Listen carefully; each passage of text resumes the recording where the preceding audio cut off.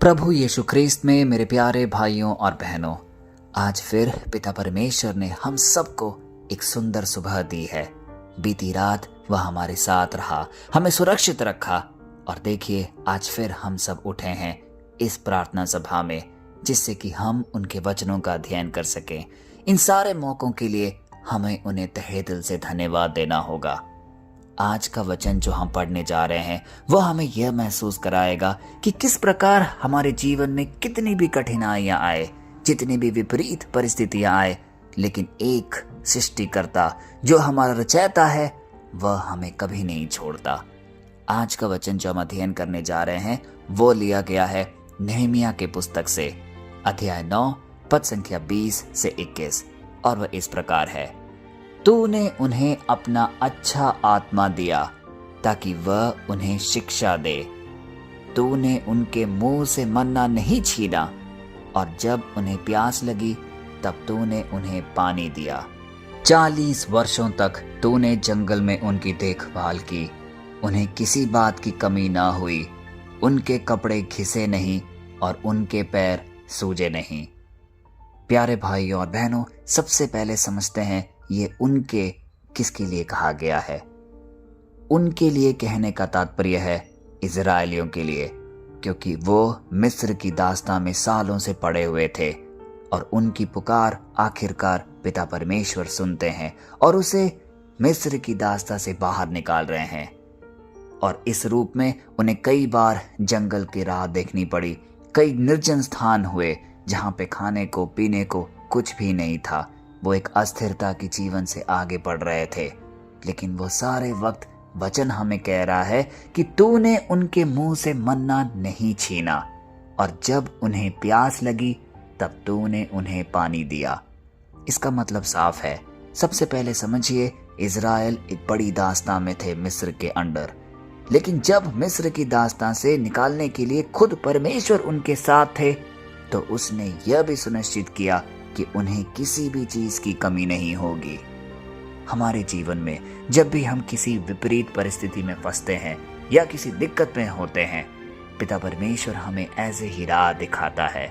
लेकिन दिक्कत या परेशानी सिर्फ हमारे अंदर यह है कि उस राह में चलते वक्त कभी कभी कठिनाइयां आती है, कभी कभी प्रलोभन आते हैं, मुश्किलें आती है, और यही वह वक्त होता है जहां हम अपने ही अंदर टूट जाते हैं। और कई बार तो हम खुद परमेश्वर से भुनभुनाने लगते हैं। हम उससे पूछते हैं, हे भगवान, क्या तू देख नहीं रहा? तू मेरी प्रार्थना क्यों नहीं सुन रहा है? इतने दुख कष्ट मुझे ही क्यों मिल रहे हैं? लेकिन आज हमें यह जानना होगा कि यह सब स्वाभाविक घटना है, क्योंकि ठीक कई वर्षों पहले इजरायलियों के साथ भी ऐसा ही हुआ। वह भी पिता परमेश्वर के खिलाफ भुनभुनाते थे, वह भी शिकायत करते थे, यह पूछते थे कि परमेश्वर ने उनका साथ क्यों नहीं दिया। लेकिन आज का वचन इससे बढ़कर आगे हमें कुछ समझाता है, क्योंकि यहाँ वचन में लिखा गया है, 40 वर्षों तक तूने जंगल में उनकी देखभाल की। इसका मतलब सोचिए, जो रचयिता है, जिसने हमें रचा है, हमने उनके खिलाफ कई बार अपशब्द बोले, कई अलग अलग देवताओं देवियों की पूजा की, लेकिन वह हमारा साथ कभी नहीं छोड़ा। हम लगातार उसके खिलाफ बोलते रहे, लेकिन वचन कह रहा है वह निरंतर हमारे साथ बना रहा। प्यारे भाई और बहनों, यही है हमारे परमेश्वर, हमारे रचयिता का प्यार हम सब के लिए। आज यह वचन हमें यह आश्रय दे रहा है कि जिस प्रकार 40 वर्षों तक पिता परमेश्वर इजरायलियों के साथ रहे, और देखिए गौर करने की बात यह है कि यहाँ पे यह भी लिखा है, उनके कपड़े घिसे नहीं और उनके पैर सूजे नहीं। सोचिए कितने विपरीत परिस्थितियों में वो थे। जो कपड़े पहने हुए थे वो बिल्कुल नहीं घिसे। हम तो बाहर जाते हैं, कुछ काम करते हैं तो कपड़ों में दाग लग जाता है, कपड़े घिस जाते हैं, फिर हमें आके वो उसे धोना पड़ता है। एक बच्चे का उदाहरण ही ले लीजिए, जब वो खेलने जाता है मैले कपड़ों से वापस आता है, और यदि वो वही कपड़ा बार बार दिन प्रतिदिन पहनता रहे तो हो सकता है कि वो घिस भी जाए। लेकिन सोचिए कैसा दौर रहा होगा, और परमेश्वर की कृपा किस प्रकार अपरंपार इजरायलियों पर पड़ी होगी कि 40 वर्षों तक भी कपड़े नहीं घिसे। और उनके पैर नहीं सूजे, क्योंकि उन्हें कितनी बार मरुस्थल रेगिस्तान से गुजरना हुआ होगा, बंजर भूमि से गुजरना हुआ होगा। उनके पैर में सूजन आना स्वाभाविक था, लेकिन वचन आज हमें यह ढारस दिखा रहा है कि उनके पैर वैसे के वैसे ही रहे। क्यों? क्योंकि पिता परमेश्वर इजरायलियों के साथ था। आज पिता परमेश्वर हम सबको यह बात कहना चाह रहे हैं कि जो भी परिस्थिति से तुम आज गुजर रहे हो, तुम्हें मुझ पर पूर्ण विश्वास बनाए रखना होगा, क्योंकि कई बार जीवन में ऐसे मौके आएंगे जब हम सोचेंगे कि हम थक चुके हैं, अब एक कदम भी आगे नहीं बढ़ सकते।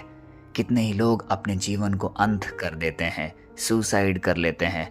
आज ही कल हम न्यूज़पेपर में पढ़ रहे थे, 10 साल के बच्चे बोर्ड एग्जाम देने जा रहे हैं, बच्चे थोड़ी सी डिप्रेशन होते हैं, थोड़ी सी मुश्किल परिस्थितियां होती है और वो सुसाइड कर जाते हैं। माँ बाप भी परेशान हैं, वो भी निराश है, किसी को कुछ समझ में नहीं आ रहा। इन सब का कारण क्या है? इन सब का कारण यह है कि जब भी हम अपने अंदर खालीपन महसूस करते हैं, जब भी हम निराश होते हैं, तो हम यह सोचते हैं कि मेरे साथ कोई भी नहीं, माता पिता या परिजन तो छोड़िए, भगवान भी मेरे साथ नहीं। लेकिन यही वह क्षण है जब हमें अपने अंदर धैर्य बनाए रखना होगा और इस वचन का आश्रय लेना होगा, क्योंकि यह वचन कितनी खूबसूरत तरीके से हमें यह समझा रहा है कि 40 वर्षों तक इजरायलियों के साथ पिता परमेश्वर बने रहे। आज वही परमेश्वर हमें यह वादा कर रहा है कि हमारी हर परिस्थिति में वह हमारे साथ है। आज सोचिए, इस प्रार्थना सभा में कितने ही लोग होंगे जो अलग अलग बीमारियों में ग्रसित होंगे, जिनके मन में तनाव होगा, परेशानियां होंगी, कई लोग आर्थिक संकट से गुजर रहे होंगे।